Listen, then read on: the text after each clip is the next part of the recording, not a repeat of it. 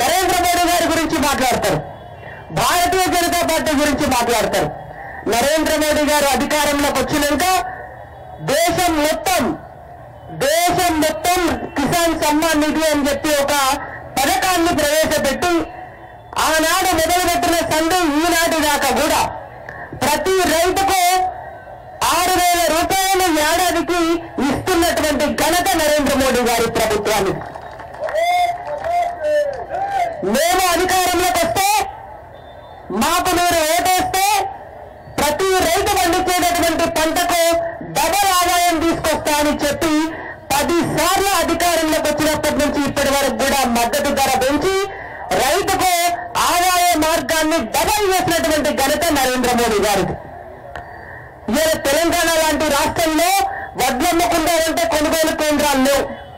కానీ ఈ నామ్ అనే మార్కెట్ ను సృష్టించి ధాన్యాన్ని కూడా ఇవాళ ఎక్కడైనా కూడా ఆన్లైన్ లో అమ్ముకునేటటువంటి అవకాశాన్ని కల్పించినటువంటి ప్రభుత్వం నరేంద్ర మోడీ గారి ప్రభుత్వం.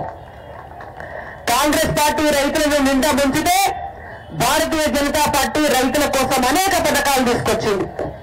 ఫసల్ బీమా పథకం కూడా తీసుకొచ్చి దేశమంతా కూడా ఉన్నటువంటి రైతులకు పంట నష్ట పరిహారం వస్తే, పంటను నష్టపోతే పంట నష్ట పరిహారం ఇవ్వడానికి ఒక పథకాన్ని తీసుకొస్తే ఆనాడు ఉన్నటువంటి కేసీఆర్ ఆ పథకం ఇక్కడ ఇంప్లిమెంట్ అయితే బీజేపీకి పేరొస్తుందని చెప్పి ఆనాడు ఈ పథకాన్ని ఇంప్లిమెంట్ చేయలేదు. కొత్త పథకం తీసుకొస్తానేను అని చెప్పిండు, ఆయనతో ఆనాడు రైతులను ముంచిండు.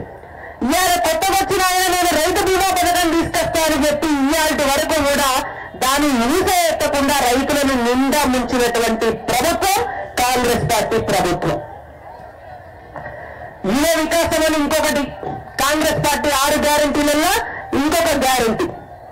తెలంగాణ రాష్ట్రంలో ఉన్నటువంటి యువతులందరికీ కూడా మేము నౌకర్లు ఇస్తాం, ప్రతి ఒక్కరికి కూడా 5 లక్షల రూపాయల పైసలు ఇస్తాం, మీరు సొంతంగా వ్యాపారాలు చేసుకుంటే మీకు లోన్లు ఇస్తాం, ప్రతి నిరుద్యోగికి కూడా 4,000 రూపాయల నిరుద్యోగ భృతి ఇస్తామని చెప్పి అధికారంలోకి వచ్చినటువంటి కాంగ్రెస్ పార్టీ ప్రభుత్వం ఏ ఒక్క తమ్మునికైనా ఏ ఒక్క చెల్లికైనా కూడా తెలంగాణ రాష్ట్రంలో 5 లక్షలు కాదు కదా, ఈనాటి వరకు 5 రూపాయలు కూడా ఇవ్వకుండా యువతను ముంచిన ప్రభుత్వం కాంగ్రెస్ పార్టీ ప్రభుత్వం.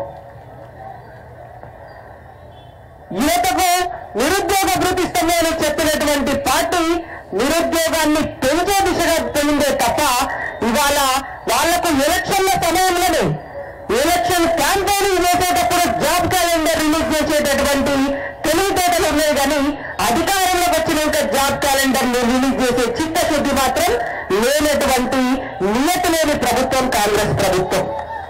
దీనిలో మోడీ గారి గురించి మాట్లాడతారు. మోడీ గారు అధికారంలోకి వచ్చినాక ఒక్క తెలంగాణ రాష్ట్రమే కాదు, మొత్తం భారతదేశం అంతా కూడా యువకులందరూ కూడా పారిశ్రామికవేత్తలు కావాలి, ప్రతి ఒక్కరు కూడా వాళ్ళ కాళ్ళ మీద వాళ్ళు నిలబడాలి అని చెప్పి 46 కోట్ల ముద్రా లోన్లు ఇచ్చినారు భారతదేశంలో. తెలంగాణ రాష్ట్రంలో సైతం దాదాపు 50 లక్షల ముద్రా లోన్లు ఇక్కడ ఉన్నటువంటి యువకులకు మహిళలకు ఇచ్చినటువంటి ప్రభుత్వం భారతీయ జనతా పార్టీ ప్రభుత్వం.